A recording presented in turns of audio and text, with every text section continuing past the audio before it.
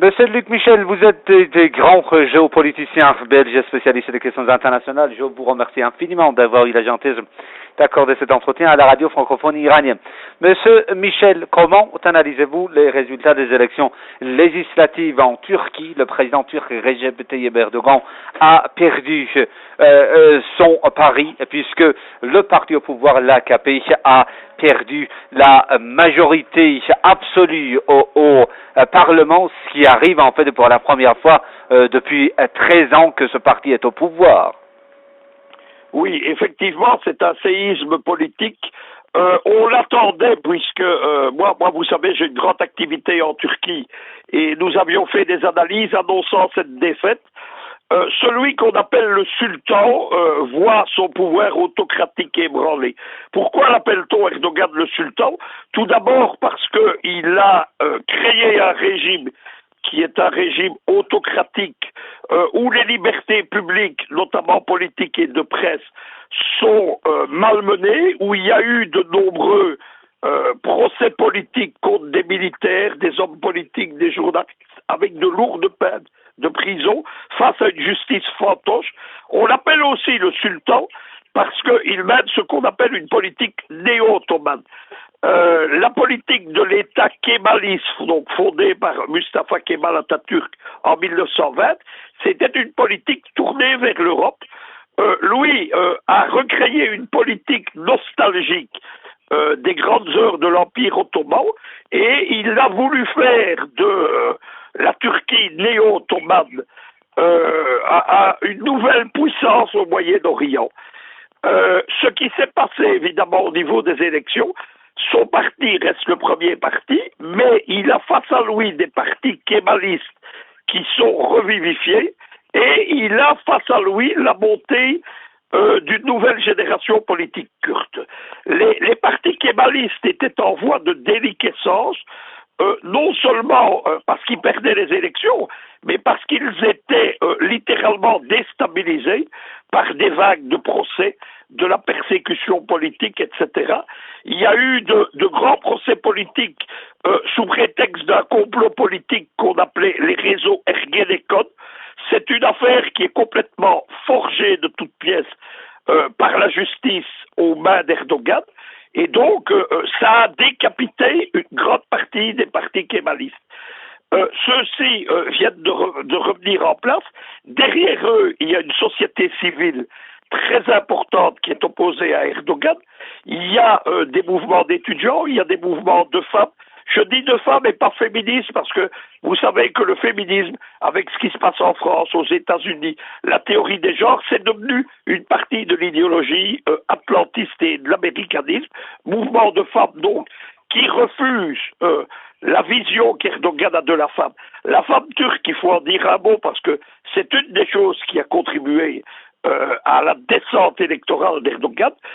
La femme turque, elle est, depuis les premiers temps de la République d'Atatürk, elle est une femme qui a la totalité des droits civils et politiques.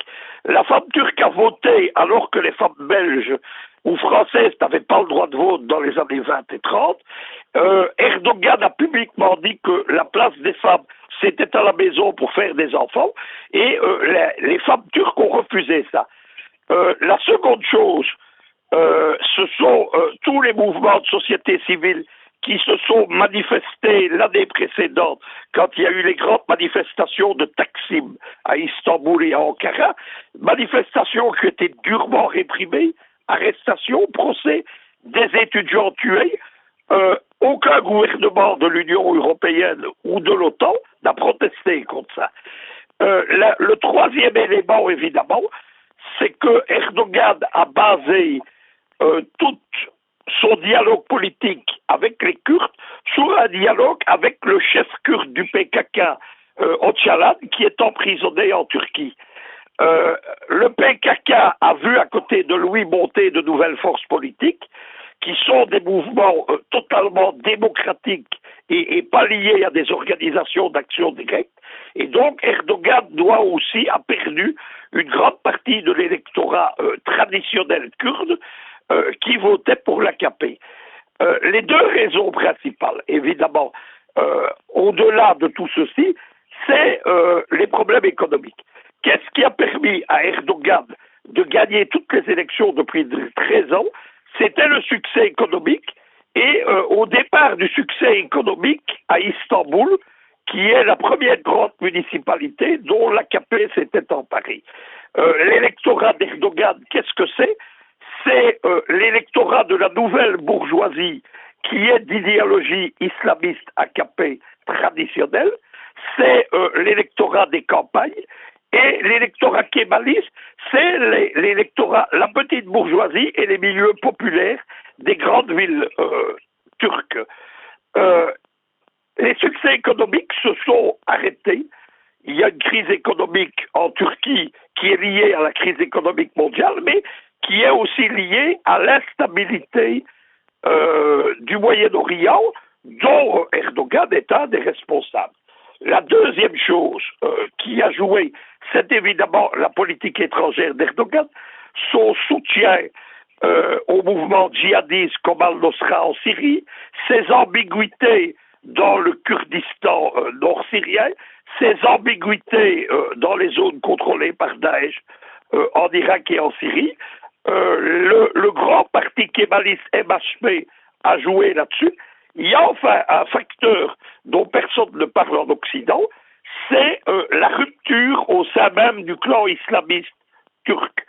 La montée d'Erdogan, elle s'est basée sur une infiltration de l'État kémaliste turc, police, justice, anciennement presse. Ce n'est pas l'AKP qui a réalisé ça, mais un réseau sectaire très puissant dont le centre est aux États-Unis et qu'on appelle les Fethullah Gül. Alliés à Erdogan, ils lui ont livré l'infiltration qu'ils avaient réalisée de la société et de l'appareil d'État turc. L'année précédente, il y a eu une rupture. La rupture, elle est lue à une chose très simple, c'est la corruption du régime d'Erdogan. Le fils d'Erdogan, par exemple, est impliqué dans de grands scandales de corruption, et la corruption avec Israël. Officiellement, Erdogan soutient la Palestine, il soutient les flottes pour Gaza, mais dans la pratique, il y a d'énormes échanges économiques entre la Turquie et Israël, dans lequel est impliqué le fils d'Erdogan notamment, et il y a un axe politique et géopolitique, Tel Aviv-Ankara. Par exemple, les missiles patriotes qui ont été installés en Turquie, ils sont là en fait pour défendre Israël et pas du tout la Turquie contre la Russie. Fethullah Gül, ce sont des idéalistes, des fanatiques, et donc ils ont refusé tout ça. La réponse d'Erdogan, ça a été ce qu'il fait depuis 13 ans, l'autocratisme, les procès, la répression, et ça n'a pas marché. Donc il a perdu une partie de l'électorat traditionnel radical islamiste, il a perdu une partie de la nouvelle bourgeoisie, il a perdu une partie de la population des campagnes, et il a perdu une partie de l'électorat traditionnel musulman kurde. C'est tout ça qui explique cette défaite. C'est la fin de l'autocratie. Il ne manipulera plus la Constitution, il ne manipulera plus les élections. Il va devoir évidemment compter avec un jeu parlementaire et avec une constitution kémaliste qui est toujours en place. Lorsque vous regardez Erdogan, vous le voyez toujours officiellement parler devant de grands portraits de Mustafa Kemal, alors qu'il est l'idéologue le plus radical opposé au kémalisme. Luc Michel, venant en fait de nous livrer votre analyse sur ce sujet, très particulièrement sur les événements qui s'étaient produits sur la scène de la politique intérieure turque. Vous venez de faire allusion également à la politique étrangère de Recep Tayyip Erdogan. Sur le plan national, les Turcs, vous l'avez dit, ont dit non au sultanisme de Recep Tayyip Erdogan. Pensez-vous que sur le plan de la politique étrangère, Recep Tayyip Erdogan là-dessus, en fait, agissait d'une manière débridée, s'il sera contraint de former un gouvernement de coalition, pensez-vous qu'il va y avoir en fait un changement dans la politique étrangère d'Ankara? Écoutez, la caractéristique de l'État kémaliste, c'était un équilibre. C'est-à-dire qu'il y avait un équilibre entre le Premier ministre gouvernant avec le Parlement, avec le président et avec l'armée, qui était la garante de la constitution kémaliste. Erdogan a détruit tout ça. Il est dans un régime maintenant où l'armée a été éjectée de son rôle constitutionnel. Il y a des dizaines de généraux en prison ou en fuite. C'est le fameux procès Ergenekon. La deuxième chose, c'est que l'AKP contrôle à la fois le président, le Premier ministre et contrôler le Parlement. Quelle va être la réaction? On ne sait pas encore le dire aujourd'hui. Ceux qui prétendent tirer une analyse au-delà de l'événement, il n'y a aucun élément pour le faire. On peut avoir un gouvernement minoritaire, on peut avoir un accord au sein du Parlement. Il est possible que des députés se fassent acheter parce que la corruption, c'est une réalité du système global mis en place par Erdogan en Turquie, y compris au Parlement. Au niveau de la politique extérieure, il faut comprendre quelque chose, c'est Erdogan qui gouverne seul et sans l'accord du Parlement. Il a un contrôle complet des services secrets.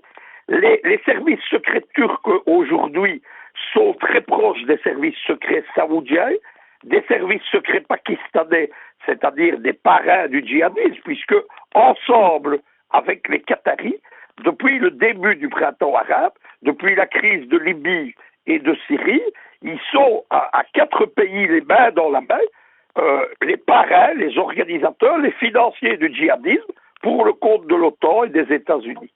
Est-ce que ça va changer? Il faudra voir évidemment comment va s'organiser le nouveau Parlement.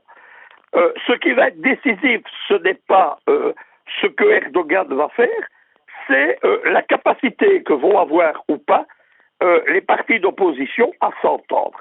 Là, il y a évidemment un très grand problème, c'est-à-dire que les forces kémalistes sont opposées à l'autonomie du Kurdistan. Les kémalistes sont pour un État kurde unitaire. Tout le problème kurde vient de là. Et donc, il y a peu de chances qu'ils s'entendent avec les partis kurdes qui sont maintenant représentés au Parlement. C'est pourtant la seule chance qui existe de contester Erdogan lui-même, de l'empêcher de continuer la politique présidentielle, ça serait ça. Mais il y a peu de chances que ça arrive. On ne voit pas les kémalistes partisans de l'État unitaire s'entendre avec les Kurdes qui sont autonomistes. Donc, moi, je ne suis pas optimiste au niveau de la politique extérieure. Simplement, le temps où un sultan décidait seul et dans l'ombre d'un pouvoir autocratique, il est terminé. Pour comprendre ce que fait Erdogan et sa psychologie, le scandale actuel en Turquie qui a joué dans l'élection, il s'est fait bâtir à coût de centaines de millions d'euros un gigantesque palais présidentiel démesuré, et à l'intérieur de ce palais, sa garde présidentielle est habillée en uniforme de l'armée des sultans ottomans des 15e, 16e et 17e siècles. Ce type est pris d'un complexe de grandeur, de mégalomanie, qui va évidemment le conduire de plus en plus à la faute politique.